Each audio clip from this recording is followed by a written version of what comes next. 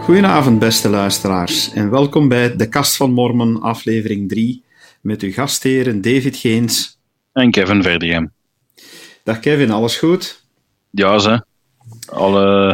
Al een drukke dag achter de rug en ik ben blij dat we nu ons leuk evenement kunnen hebben van de avond, onze podcast opnemen. Kijk altijd naar uit. Het is inderdaad altijd leuk, hè? En het is wel een bijzondere week geweest, want de mormonen hebben redelijk wat in het nieuws geweest deze week. Ik weet niet of dat je het hebt gezien, maar onder andere, als we kijken naar toch de nieuwsberichten van deze week, zag ik staan: kerkbezoek is vergelijkbaar met seks en drugs. En dan vraag je natuurlijk af, wat hebben de mormonen daarmee te zien?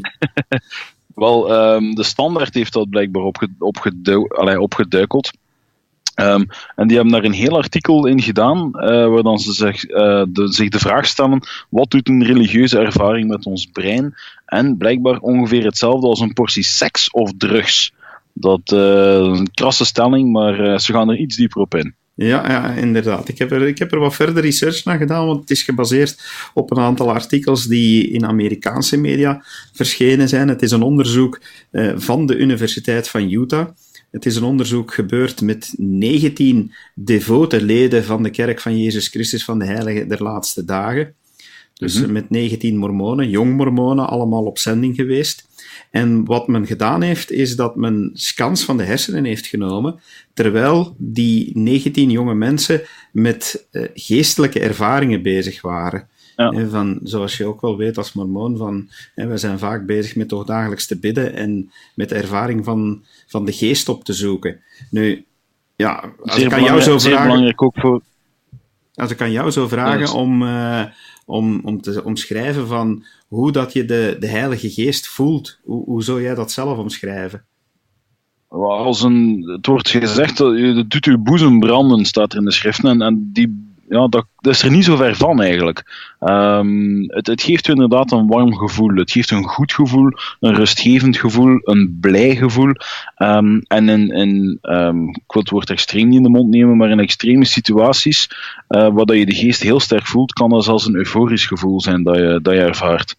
Ja, nu, blijkbaar uit dat onderzoek is gebleken, uit die scans, dat wanneer de deelnemers aangeven van ik voel die Heilige Geest nu heel sterk, en dus die ervaringen die jij ook omschrijft en die voor mormonen zeker helemaal niet onbekend zijn, blijkt dat in de hersenen altijd het gebied de nucleus accumbens oplicht. En dat is voor degenen onder ons die geen neurochirurgie of dergelijke hebben gestudeerd, waaronder ik zelf, hebben dat even moeten opzoeken. En dat is het gebied in de voorhersenen dat een rol speelt bij plezierige zaken zoals verlangen, passie, bevrediging en verliefdheid. En in datzelfde deel van die hersenen zitten dus ook de beloningscircuits die in actie treden wanneer mensen lekker eten, drinken en dus ook wanneer ze seks hebben of drugs nemen. Het zit allemaal in diezelfde hersenkern. Dus daaraan zie je toch van dat het niet abnormaal is dat je van geestelijke ervaringen eigenlijk gelukkig wordt. Ja, absoluut. Het is heel leuk om te zien. Hè. Ze weten natuurlijk nog niet of dat andere godsdiensten op dezelfde manier in religie, of dan ze op dezelfde manier reageren. Studies van andere onderzoekers die suggereren dat bijvoorbeeld meditatie en contempleren, dus goed nadenken over dingen, van veel Oosterse religies bijvoorbeeld, andere hersencircuits aanspreken.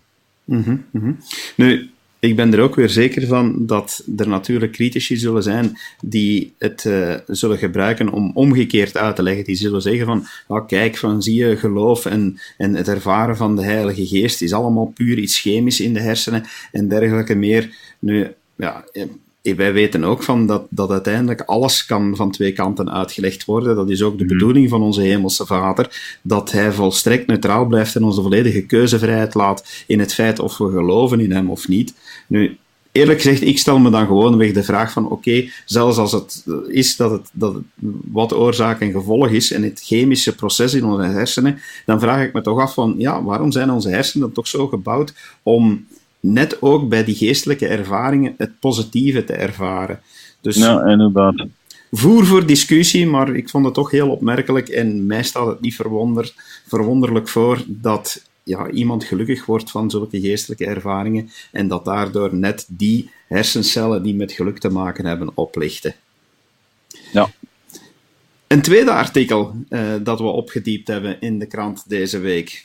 Dat heb jij opgediept. Kan je ons daar wat meer over vertellen? Het is er eentje. Ik heb dat artikeltje jaren bij mij gehad in mijn portefeuille. En toen ik het in mijn nieuwsfeed op Facebook zag langskomen, het was een artikel op HLN, zag ik datzelfde afbeeldingetje van die platen. En platen voor mormonen, ja, wij weten dat het boek van Mormon een vertaling is van geschriften die op platen spreken, van de gouden platen. Ze waren in ieder geval goudkleurig. Dan is het toch fantastisch om te zien. Hè, sommige mensen stelden in vraag of dat het eigenlijk wel mogelijk is dat dat waar was, dat er op platen geschreven werd. Want daar was nu toch uiteindelijk geen wetenschappelijk bewijs voor, nergens een parallel dat mensen op platen schreven. En toen ik dit artikeltje tegenkwam, zoveel jaar terug, want ze hebben ze ondertussen al 8 jaar geleden gevonden. Het gaat over lodenplaten. Die gevonden zijn in Jordanië. En daarin komt Jezus naar voren als iemand die een 1000 jaar oude religie uit de tijd van koning David in ere wilde herstellen en niet als iemand die een nieuwe godsdienst wilde beginnen. Mm-hmm. Dus ja, zeer interessant voer voor discussie. Ja, dat is het inderdaad. Wat het trouwens betreft, die afbeelding, we zullen die ook op onze Facebookpagina zetten, zodanig dat onze luisteraars eens effectief kunnen zien hoe die lodenplaten die men nu bestudeerd heeft gedurende 8 jaar, hoe dat die eruit zien en hoe groot die gelijkenis is met de gouden platen zoals die beschreven zijn door onze profeet Jozef Smith. Maar wat je daarnet zei, dat men uit het vertalen, of toch een poging tot vertalen van deze tekst, want dat blijkt toch niet zo simpel te zijn, dan stelt men van dat Christus inderdaad geen nieuwe religie is komen verkondigen. Maar ja, dat is exact wat wij als mormonen ook weten. We weten dat hij in de Bijbel wordt aangeduid als zoon van David, dus duidelijk dat die link er ook is. En hij kwam geen wet afschaffen, hij kwam de wet vervullen. En ook, hij heeft een bedeling gestart waarin dat hij waarheid heeft hersteld. Daar wordt ook niet zoveel aandacht aan gegeven als in onze huidige bedeling, waarmee we bedoelen van toen Joseph Smith geroepen werd als profeet in de 19e eeuw, dan uit die openbaringen weten we dat er heel veel van de waarheid verloren was, maar niet alles. Maar we weten ook wel dat die waarheid hersteld is. Nu, dat is ook niet anders geweest toen Jezus Christus op aarde is geweest. Dus in die zin heeft hij inderdaad oude waarheden terug gaan herstellen. En vind ik dit ook toch weer voor een stuk een bevestiging in wat wij door openbaring weten, wordt nu toch weer ook op deze manier door de wetenschap bevestigd. En ik vind dat het trouwens niet alles is wat er in bevestigd wordt, want onder andere, ik heb ook gelezen uit het onderzoek, dat men hieruit die teksten afleidt dat Jezus Christus zo een godsdienst gehad hebben waarbij een mannelijke en een vrouwelijke God heeft aanbeden. Ja, hij zou die aanbeden hebben in de tempel van Salomon was? Nee, David. Ja, inderdaad. En ja, eerlijk gezegd, van oude teksten, die moet je altijd proberen te reconstrueren en die doe je aan de hand van wat je nu weet. En ik kan heel gerust aannemen dat christenen vandaag gaan interpreteren van dat in die teksten dat het gaat over een mannelijke en een vrouwelijke God. Maar ik vraag me dan af of het geen verwarring zou kunnen zijn. Want uiteindelijk, wij als mormonen, wij geloven in het bestaan van een hemelse vader, van Jezus Christus als Zoon en Heilige Geest. En wij weten dat dat 3 afzonderlijke personen zijn. Terwijl andere christenen, en daar verschillen ze net met ons enorm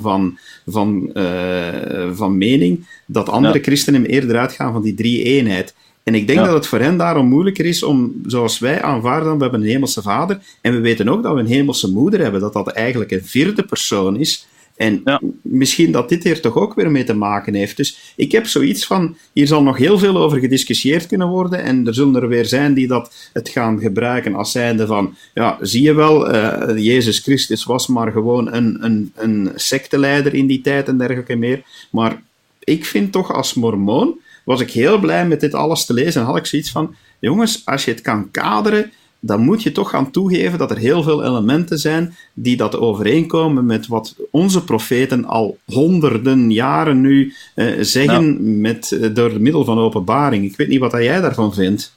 Ja, de gezinseenheid is er al van in het begin van de schepping. Man en vrouw schiep hij hen in zijn beeld. En ik heb ook zoiets van, het lijkt mij onlogisch. We hebben aan de ene kant de bevestiging van onze profeten, maar aan de andere kant, het lijkt mij ook logisch dat wanneer man en vrouw hier op aarde zo apart gescheiden worden in die twee geslachten, zou het mij maar gek lijken dat ze daarboven allemaal mannelijk zijn. Inderdaad, dus ja, mij verwondert het inderdaad zo niet. Goed, tot zover het nieuws van de afgelopen 1,5-2 weken over waar mormonen in de krant stonden. Een ander onderwerp, Kevin. Jij bent op zending geweest, hè? Ja, absoluut. Ik ben op zending geweest in Schotland voor 2 heel mooie jaren. Schotland is een prachtig land. Ik zal altijd van de Schotten blijven houden. Ja, het is een schitterende tijd in mijn leven, absoluut. Je hebt dus ook een zendingspresident gehad.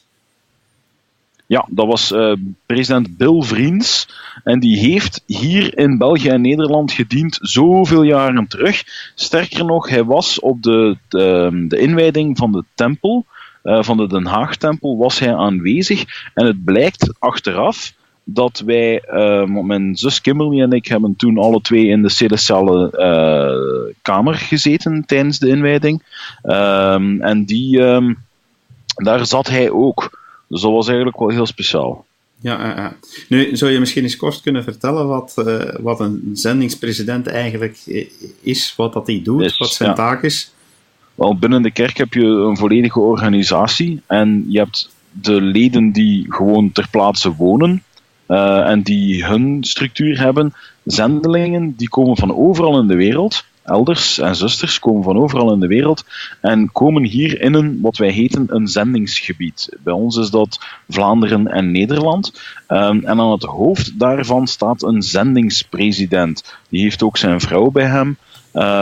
En die leidt als het ware de zendelingen in hun dagelijkse beslommeringen en leidt vergaderingen, trainingsvergaderingen, conferenties, dat soort meer.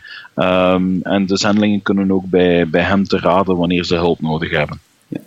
Ik wil nog even vermelden voor onze luisteraars die dat zelf niet zo vertrouwd zijn met onze kerk, dat onze kerk totaal geen betaalde klerus kent. Dus wij hebben geen priesters en pastoors die betaald worden en dergelijke meer. Heel onze kerk bestaat uit vrijwilligers en dus ook een zendingspresident is iemand, of zelfs beter gezegd, de zendingspresident en zijn vrouw worden samen als koppel geroepen voor gedurende 3 jaar, om gedurende 3 jaar op zending te gaan. Dat is volledig onbetaald, dat is vrijwilligerswerk. Dus dat is toch wel echt bewonderenswaardig dat die mensen 3 jaar van hun leven geven om met jonge mensen van 18, 19 jaar, want dat is de gemiddelde leeftijd van zendelingen, om daar toch mee met hen te gaan samenwerken.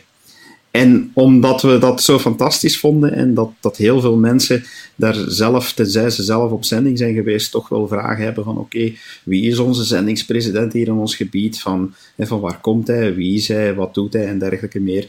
Had ik het genoegen om eerder deze week met hen een interview te houden. Onze zendingspresident is president Bunnell en zijn vrouw, zuster Bunnell. Heel fijne mensen. Zij zijn hier nu ongeveer een jaar op zending. En ik heb het genoegen gehad om hen een aantal vragen te kunnen stellen. Nu, hun Nederlands is elke dag een stukje beter, maar was niet voldoende om een vlot gesprek te hebben. Dus dit interview is volledig in het Engels verlopen, maar we nodigen jullie nu allemaal uit om met ons samen te luisteren naar dit interview. Hello, President and Sister Bunnell. Good evening. How are you? Oh, good. Thank you. How are you? Fine, thank you. We're great. Thank you for joining us at our podcast, the Kast van Mormon. And first, as a little kind of introduction, can you tell our listeners a little bit about yourself? Of course. Let's start with Sister Bunnell. I grew up in Mississippi, which is a state in the United States. And let's see, I have 2 brothers and 2 sisters, and my family were members of the church growing up. And we were all born in Utah, but we moved to Mississippi and lived there until my dad retired. I went to college at Ricks College, which is BYU, Idaho, and that's where I met President Bunnell. And then we've had a great life since. Okay. Is Mississippi a state with a lot of Mormons? No, it is not. When I grew up, it's in the deep South, which they called that. A lot of Methodist, Baptist, all different Protestant religion, Catholic. And I was the only Mormon in my high school with my siblings. And it was a small high school. Yeah. But it was when they segregated and have the black people had their own high school, the white people had their own high school until my senior year. And then the government made us combine together. And it caused a lot of riots and problems. But that was clear back in the late 60s, early 70s.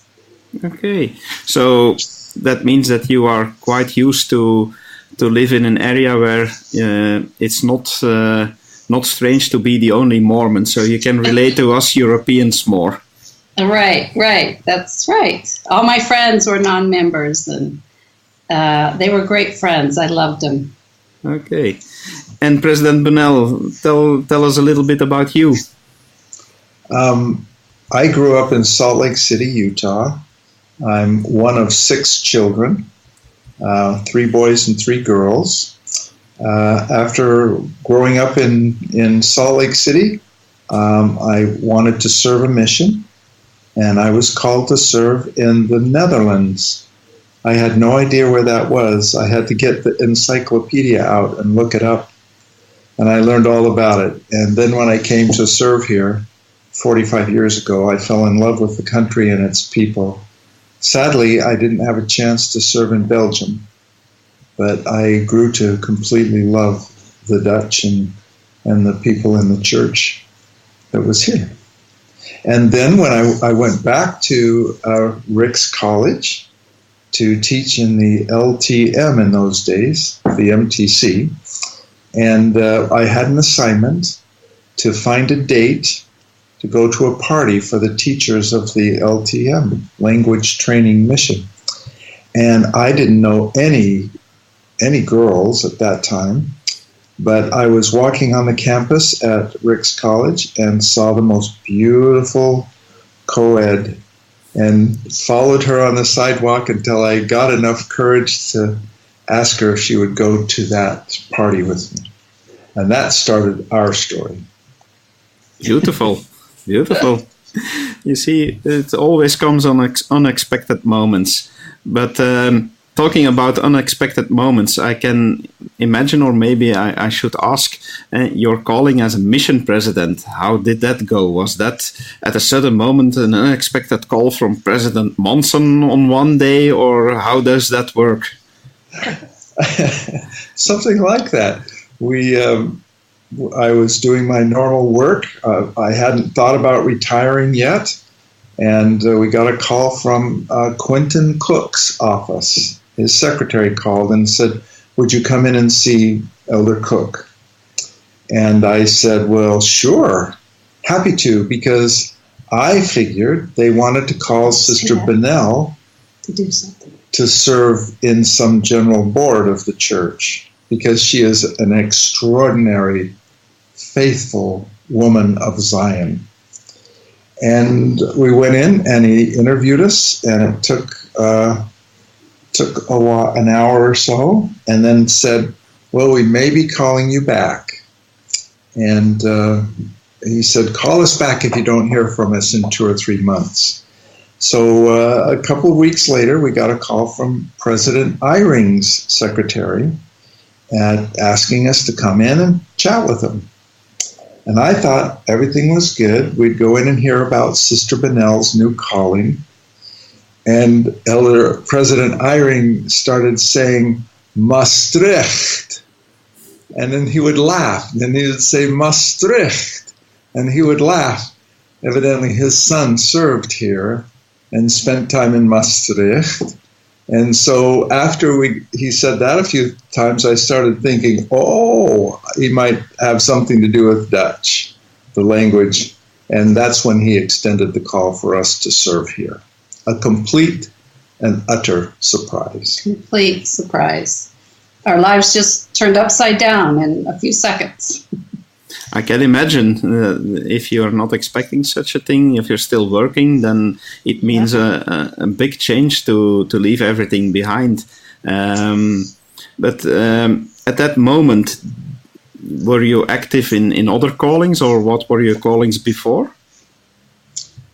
Yes, I was the Relief Society president at the time in our ward, and president was serving in the High Council as the mission. What were you, the mission leader or something? High Counselor over missionary work for our stake. Yeah. So you were already involved with missionary work before.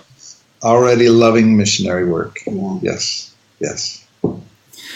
Maybe it's a good thing to tell our listeners what are the tasks of a mission president. What is your daily task? What do you do? Can you explain a little bit more? Oh, I would love to. Maybe I'll start by telling you what I did today, and Sister Bunnell can tell you what she did. That sounds wonderful.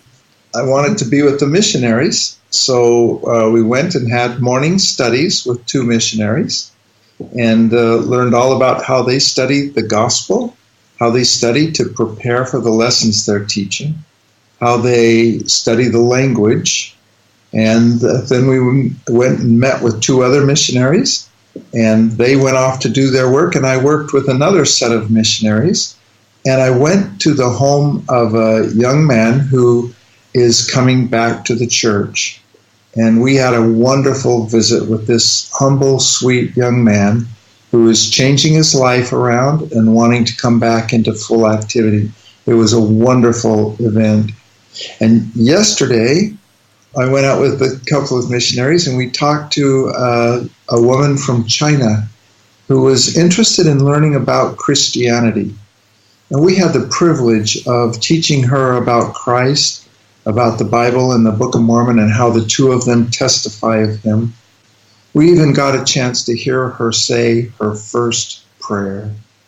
It was one of the most holy events of our whole mission. Such a beautiful thing to see this woman learning about our Savior, Jesus Christ.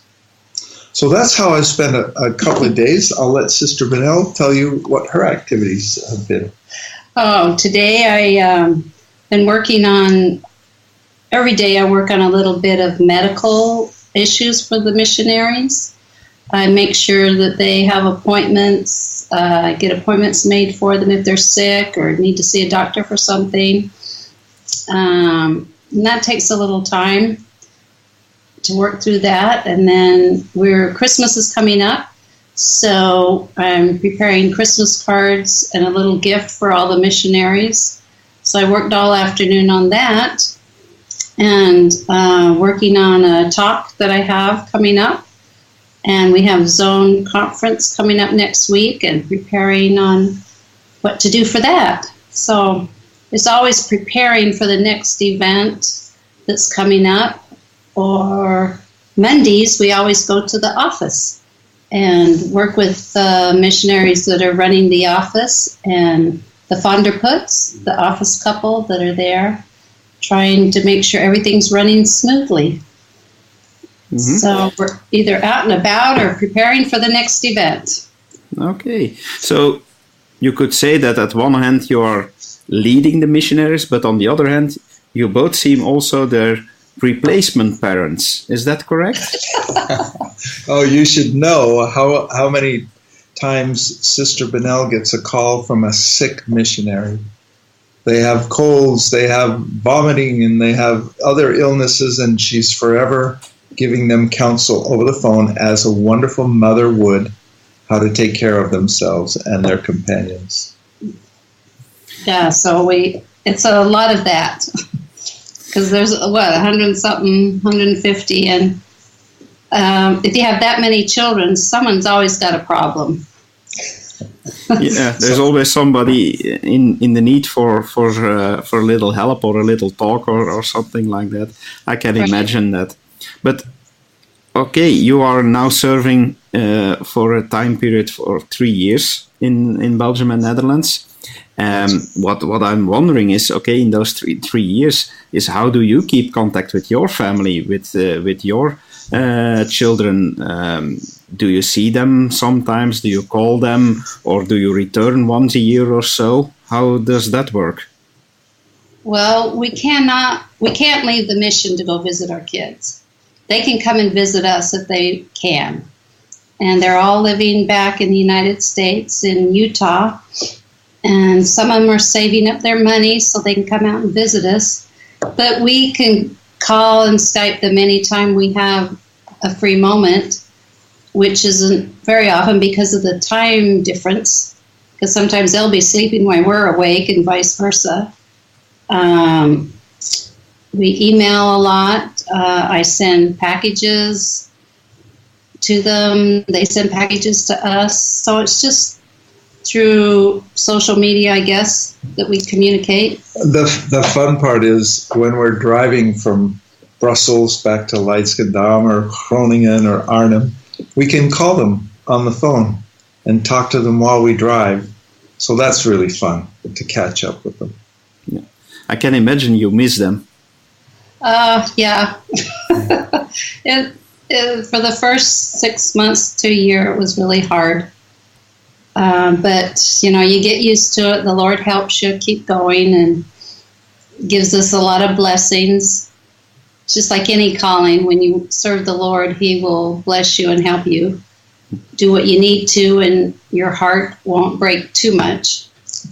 She's had to suffer through missing 2 births of 3 grandsons have been born since we moved here. Yeah. And that's hard for a grandma. I can imagine that is hard for you. So I can also imagine that after 3 years you say it's been a wonderful 3 years, but now it's time to go home again. I can't imagine what life would be like at home. This is our life. We're completely immersed, and it's just such a joy to be here to serve with these wonderful missionaries. They're bright, they're enthusiastic, they're funny, and they're doing wonderful work. They're spiritual. We're just grateful to be with them. Yeah. I can imagine that being daily immersed in mission work and always working with a lot of young people, so enthusiastic, and always with the Spirit with them, that gives you a special feeling. There's nothing like it that we've ever experienced. Yeah. In the callings that we've fulfilled in the church over the many years, this is honestly the most exciting, the most challenging, by far the most challenging, and the most rewarding. The most rewarding. It's been wonderful. So, yeah. Talking about challenges, what would you consider the most challenging task in your calling at this moment?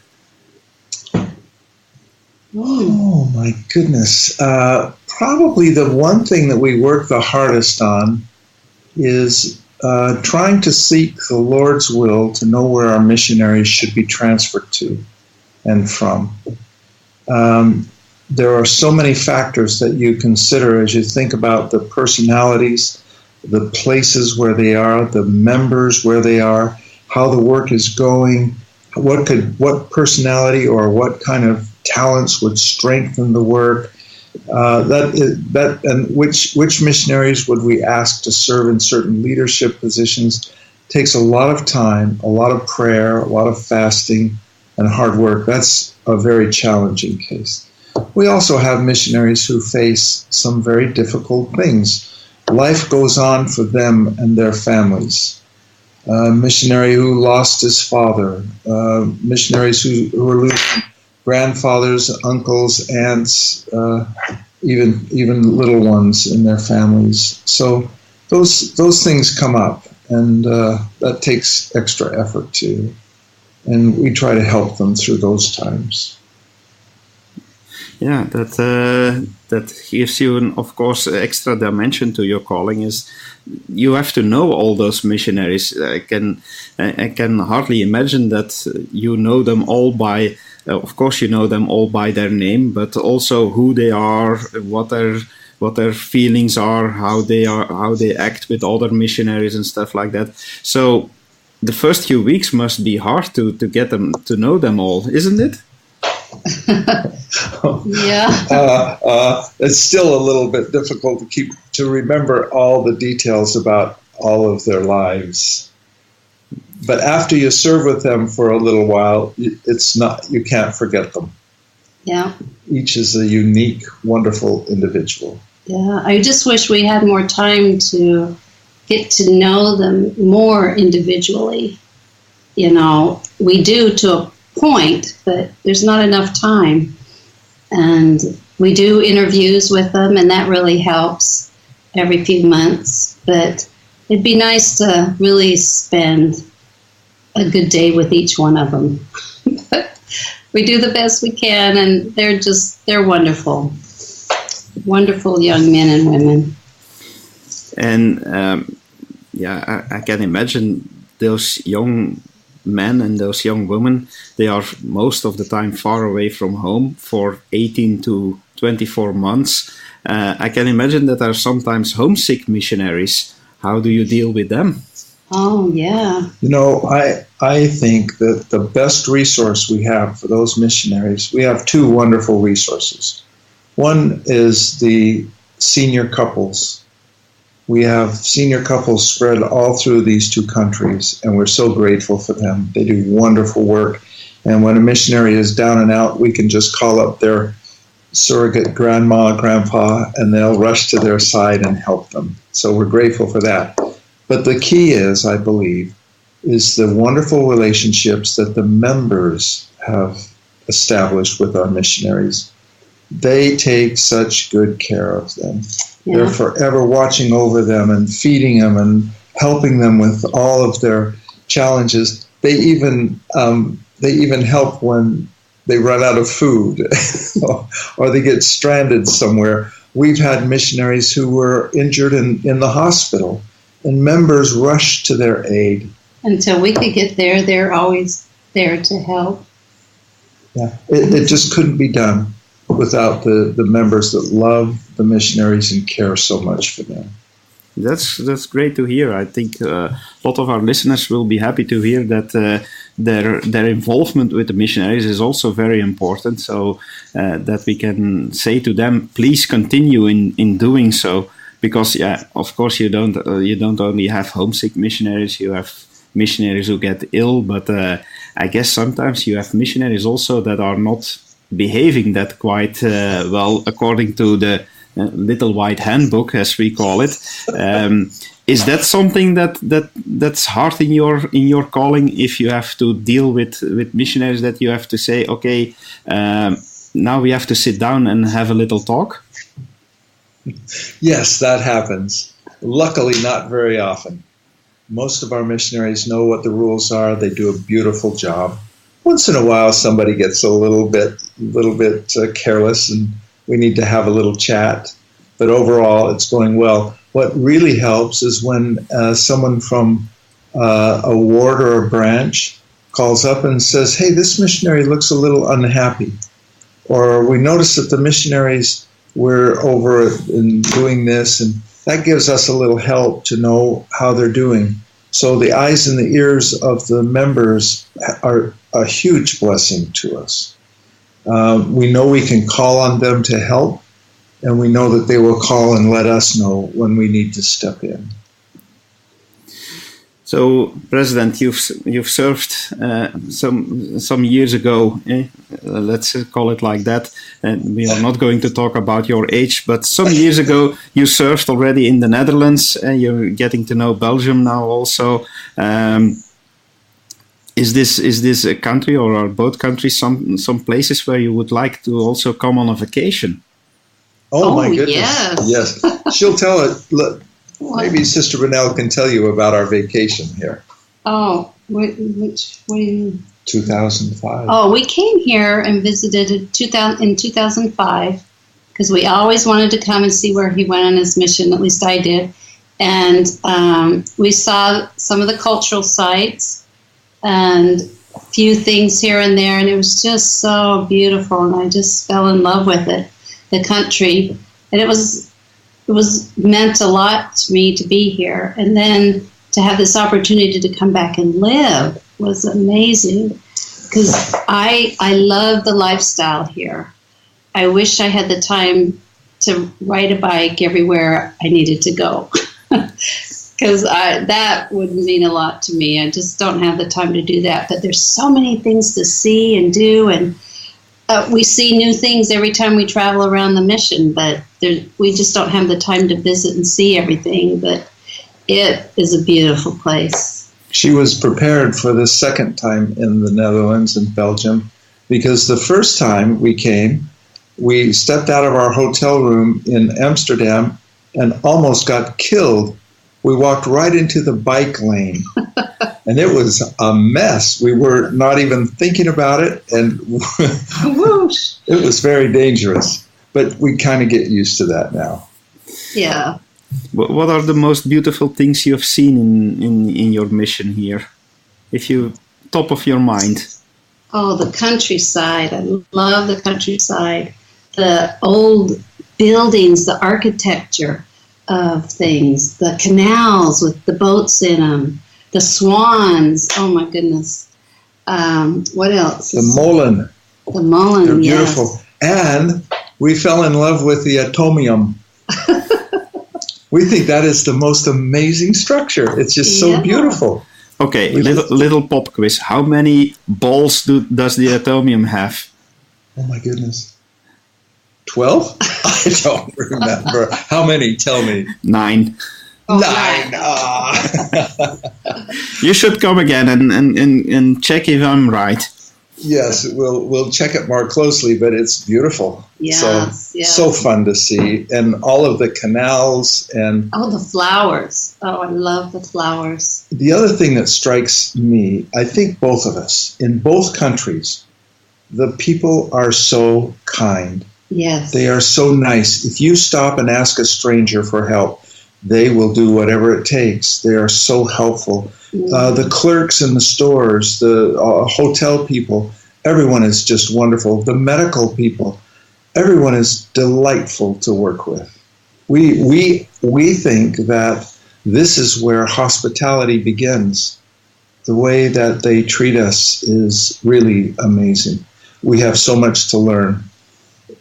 They just go the extra mile. So it's really fun to be out and about. Yeah. And what about the food? As Americans, I guess the food is quite different. Yeah. I had a donor on my way home today from working with the missionaries. They love them. And so do I. I think they're delightful. And Sister Bunnell is a vegetable freak. Tell them about the vegetables. Oh, I love the fresh vegetables, and I've been learning how to make like carrot soup, pumpkin soup, beet soup. Sweet potato. Oh, sweet potato soup.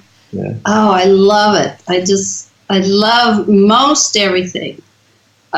Most everything I'll taste at least. The bread, she's crazy about I like the bread. Yes. And I love rollmops. That's typical for the Netherlands. And what about the sweet things like stroopwafel or the Belgian chocolate? All the time. President is a chocoholic. He loves chocolate. And the Belgian waffles. Oh yeah, boy, those are wonderful. And I'm not a big fry person, but the Belgian frites is the best. Really, really good. I totally agree. I still think it's a mistake they call them French fries. The best fries you can find is in Belgium, not in France. We had some wonderful, sweet friends who invited us to their home for dinner, and they served us the most beautiful fruit and cheese tray. Oh, yes. Wonderful, delicious crackers and breads and all these exotic cheeses and fruits. It was delightful. That was a treat. That was one of the funnest meals we've had. Yeah. Yeah, you can find a lot of good food in the Netherlands and in Belgium. That's one of the nice things to serve in this country, of course. Yes. And that dinner was in Belgium, and we sure enjoyed that. With yours truly. Back to your calling as mission president. Do you feel a big difference in missionary work between the States, where you've also been involved with missionary work, and here in Europe? Do you feel a lot of different kind of approach that you need or something like that? Yeah, the mission work that I was involved in Utah, of course, was amongst the members. Half of the population of Utah are LDS. And so that was a little different than the flavor we have here, where many people have never even heard of our church. So here it is an exercise in education. There it was a kind of a cultural mix that was quite challenging to get people to stop and listen. We have that same challenge here. But I noticed today when we were out speaking with people, we have this campaign going on that's Light the Earth. Let's see, Verlicht De Wereld. And to stop somebody on the street and say, we have a wonderful little film we'd like you to watch that shows us how we can serve and help our friends. Everyone takes the card. Everyone says, oh, yes, I'll take a look at this. It's really a wonderful experience. So if we have the right tools, then it goes well. We're looking forward to the new campaign that's starting tomorrow.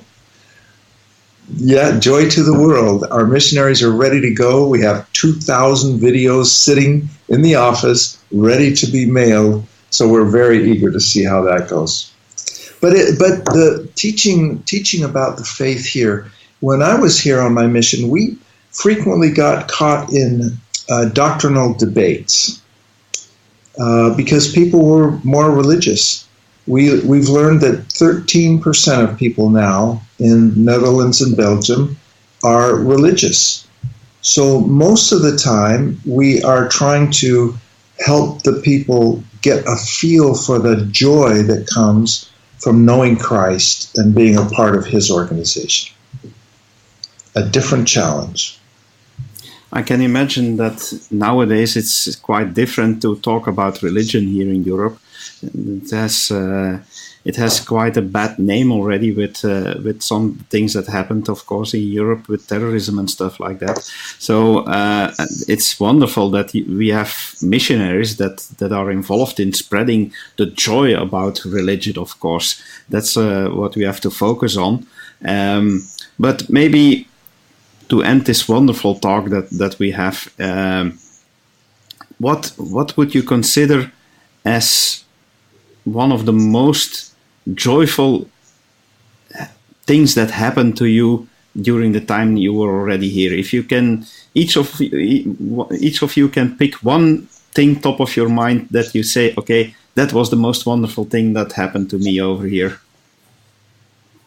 Oh man, that's kind of hard. The most wonderful thing that's happened, I think, just feeling the love of the members and knowing that, you know, wherever you go in the world, that the church is true and there's members that love the gospel and are trying their best to live it. That's a joyous feeling because you always feel at home and that you're accepted and loved. From the tiniest branch to the largest ward, it's just a joy to see these people here. Even though, you know, they're one of many, or one of few that belong to the church, you know, they're very a minority. And so just to see them so strong, that's a joyous thing to see for me. Well, I agree with that. It is a joy to work with the members, and we respect them so much for the power that they have and the strength of their testimonies. I would end with an experience that I had yesterday. I can't get it out of my mind. This young woman from China who did not have much of an exposure to Christianity at all. and she simply wanted to know why there were so many Christian churches, because she was a little confused about that, and then how could she come to know which one is right. I watched 2 missionaries teach her how and helped her understand on a very basic level the foundation that Christ built his church on when he was on the earth, and the foundation that the church is built on now. And to see the light come on in her eyes, it took away the darkness, the confusion. And then one of our missionaries had the courage to ask her to pray, and she had never prayed before. He taught her in very simple steps how you begin your prayer, what you say when you finish. And this beautiful Chinese woman gave her very first prayer in our presence. And when she finished, we gave her a moment, and then we asked her how she was feeling. And she said, at first I felt so small because God is so great. And then she said, but after a while, my heart began to fill with warmth, and it felt so good. And the tears were running down her cheeks, and the feeling was so strong. That is the reward of this work. And we're just grateful to be here to bring that opportunity to people. That's wonderful, President. That's indeed the most beautiful thing that you can experience, is that if you can share the joy that we have in knowing Christ and in having the gospel in our lives, if you can share that moment, it's always wonderful. I totally agree with you. So I would thank you both for joining us this evening. It was wonderful to talk with you. Thank you so much. And maybe for closing, is there one other thing you want to share with our listeners? Well, I want to thank you for taking your time to do this, for all you do to help us. I don't know if your listeners know the extent of your talents and your contribution, but we are so grateful to you for what you do. I just want to bear my testimony, but I'll let Sister Bunnell share hers first, and then I'll say a word. Thanks again, Brother Haynes.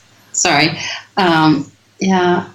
My testimony is simple, but I have learned a line in Dutch that I always means a lot to me, and that is, ik weet dat het boek van Mormon waar is. Ik weet. I know. Ik weet. And that's my simple, strong testimony. In the naam van Jezus Christus. Amen. Wonderful. And I just want to say that it is a privilege to see the atonement of Jesus Christ at work. When people can change their lives and move from sadness and darkness into the light and bask in that light and feel the discovery that the Savior loves them and that he forgives them, to be able to watch that in people's eyes, the less active members that come back, the people who are introduced to the gospel that come back, even the missionaries, when they discover that wonderful gift, that's what it's all about. And I testify that this is his work. And that's what he wants. He wants us to change and come to the light. And it's a joy to be involved with that. And that's my testimony in the name of Jesus Christ. Amen. Amen. Thank you so much. This is a beautiful thing to close with, to keep these testimonies in our heart. Thank you so much, Sister Bunnell, President Bunnell. And we'll hope to see you a lot more in the coming weeks. And to end, I wish you already a nice Christmas period. Enjoy the holidays, and talk to you soon. Thanks, Brother Thank Geens. you, and Merry Christmas. Kevin, we krijgen ook nog een bijzondere vraag binnen in deze maand, en dat is de volgende. Vieren mormonen Kerstmis? Absoluut. Ik hou van Kerstmis. Ik leef voor Kerstmis. Maar voor mij is het wel pas na Sinterklaas. Bij ons op het werk wordt een boom de 5e december al geleverd en ik heb zoiets van, nee, dat mag pas na de 6e. Maar ja. Oh, ja, dan had ik de vraag misschien nu nog niet mogen stellen aan u. Ik denk dat het wel gepast is. Ja. Maar ik hou enorm van kerst. Het is een moment van samen zijn met familie, vrienden. Het is voor mij heel speciaal. En uiteraard, los van dat alles, want veel mensen spreken van de pakjes en de cadeautjes. En voor ons is het natuurlijk dat we de geboorte van onze heiland Jezus Christus gaan herdenken. En ja, dat maakt het toch het meest speciale. Dat is iets waar wij in ons gezin ook altijd een moment voor nemen wanneer we op kerstavond, voordat we gaan eten, voordat we nog maar denken aan cadeautjes uitwisselen, vertellen we aan elkaar uit de schriften ook het verhaal van de geboorte van Christus. Ja, nu, ja, wat er ook bij de vraag eigenlijk bij stond is van, ja, want het kerstfeest is toch eigenlijk een heidens lichtfeest. En ja, dat klopt ook wel. Van uiteindelijk toen deze regio, toen Europa werd gekerstend door de eerste christenen, dan hebben zij inderdaad gaan proberen een aantal zaken te vergemakkelijken voor de mensen die hier woonden. En inderdaad, men had hier, zoals in heel veel culturen, had men een feest van het licht dat men vierde tijdens de donkerste dagen. Wanneer de dagen net terug langer begonnen te worden, heeft men het feest van het licht om de overwinning van het licht op de duisternis te vieren. En ja, de geboorte van Christus sluit daar qua symboliek natuurlijk fantastisch bij aan.